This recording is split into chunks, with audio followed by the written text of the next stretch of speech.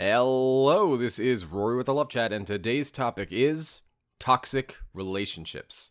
Now, this is video number 186. If you have a question you'd like for me to consider featuring on the Love Chat, please write it in a comment below. And if you enjoy my videos, please subscribe and hit like, as it really does help my channel grow.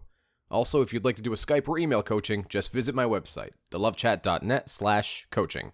Now then, let's talk about toxic relationships and what exactly they are.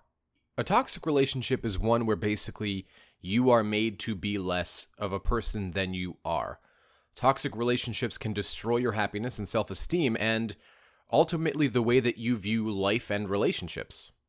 And what's really unfortunate about this type of relationship is that it can happen to any relationship, even relationships that started healthy. Because bad feelings or long-term unmet needs, all of these things grow up and eventually they just poison the relationship over time, and it basically changes the people who are in the relationship to people who are toxic and vitriolic and poisonous. And when that relationship finally does end, people go into the world and they go into new relationships and the cycle repeats. It can happen easily, it can happen quickly, and it can happen to the best and strongest relationships. So it's important to realize your participation in a toxic relationship. So I'm going to give you guys a list of 16 different things that I've observed. This is by no means only 16 things. There are many more things that I haven't mentioned.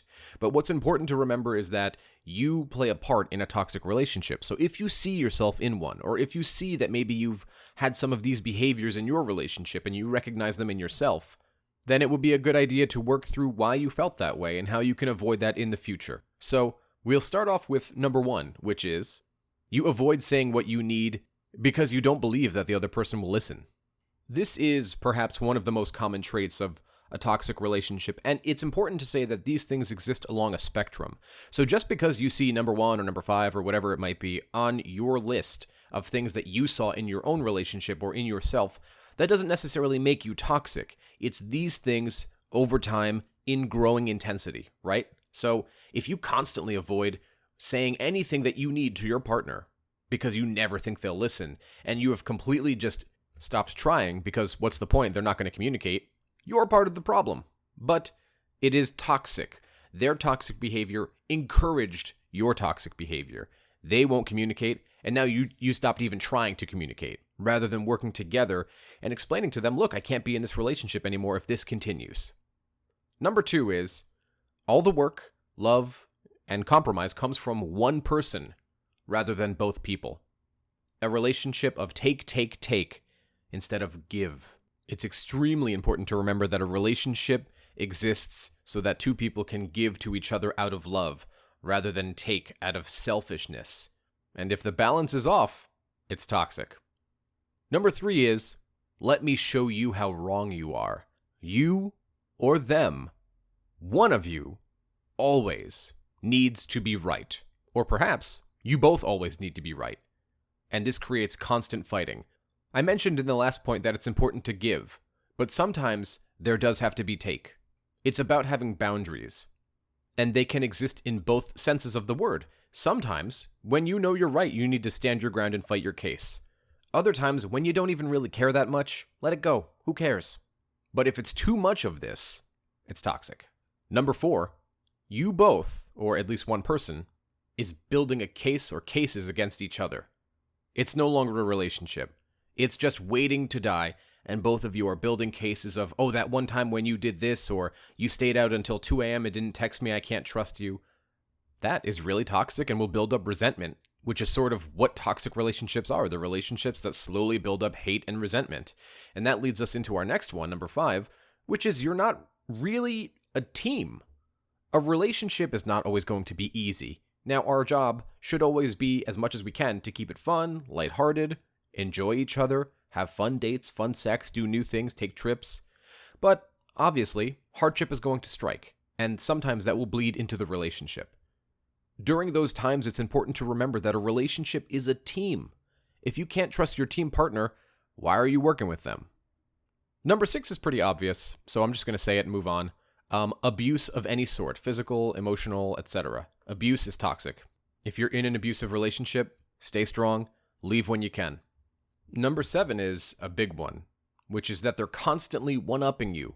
The problems they have are always more important than the problems you have.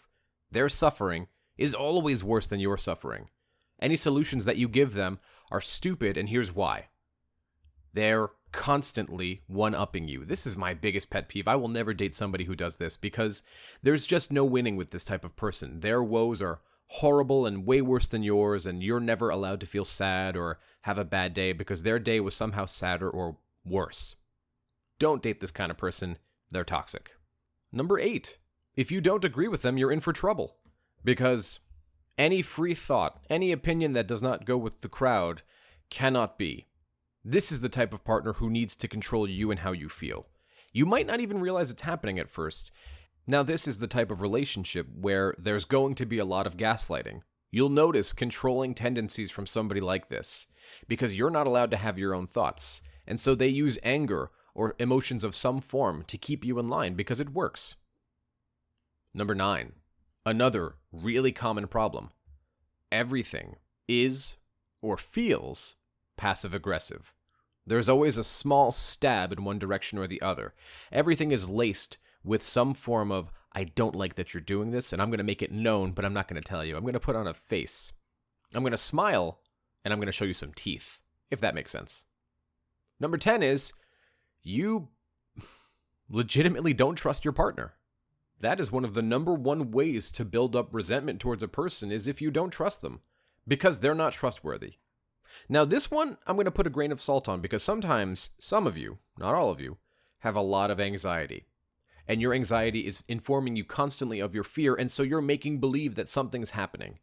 Now, I'm a big proponent of go with your gut, even if you don't have proof, because you and the human brain, frankly, are very good at seeing your partner's changes of behaviors, even the very minute ones and the very, very small, stupid things that might not matter to anybody else, but you're like, no.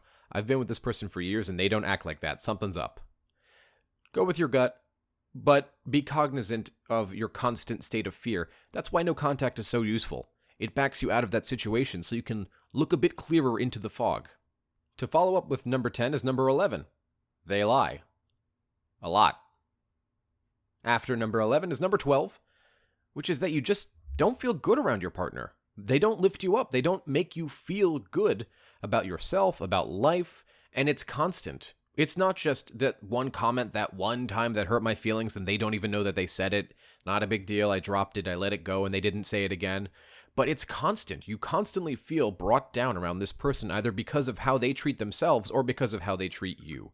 And of course, be aware of your own behavior here because we need to remember that toxic relationships happen because two people, not just one person.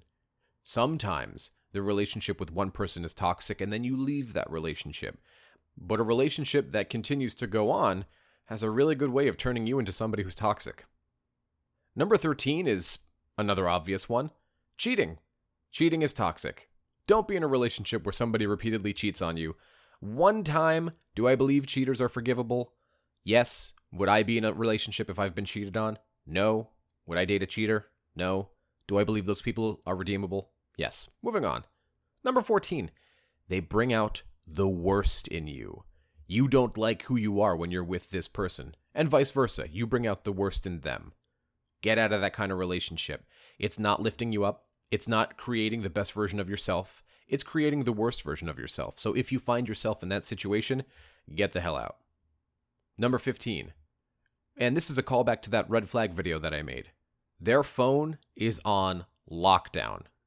Typically, this problem happens out of nowhere. They were very open with their phone. They didn't care. They would leave it on the table. And now, for some reason, they're just hiding it. Their phone behavior is completely changed. You don't know why.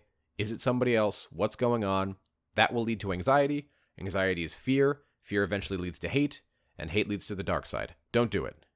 Number 16. This is the last one we have for today. It's almost like you both can't stop arguing. Even when you try not to argue, there's an argument. Now, the problem here is what was once just a disagreement turns into spite, and that's why the argument is happening. So even if you are now communicating with the other person, they might still be intent on arguing, because it's no longer about the original point. Now it's about the fact that they're angry at you. That's toxic, and it can be quite cyclical. Those types of relationships can last long periods of time, and they don't make you feel very good. So if you find yourself in a toxic relationship, do yourself a favor, sit down with the other person, and try and communicate with them. If they refuse to communicate, and you've tried several times in clear-cut, unmistakable terms, leave. You're only hurting yourself. And as I said at the beginning of the video, if you see some of these behaviors are coming from you, well, work with a counselor. Work with yourself. Figure out some different strategies. It's going to take time and effort, but hey, you're working on your best self anyway, right? That's all I have for today. If you found my video helpful, I'd be very grateful if you'd subscribe and hit like. Please leave a comment below and tell me what topics you want me to cover in the future. Additionally, if you'd like extra videos every week, private live streams with me, and free giveaways of my best-selling book on Amazon, just visit my Patreon. Patreon.com/thelovechat. Until next time.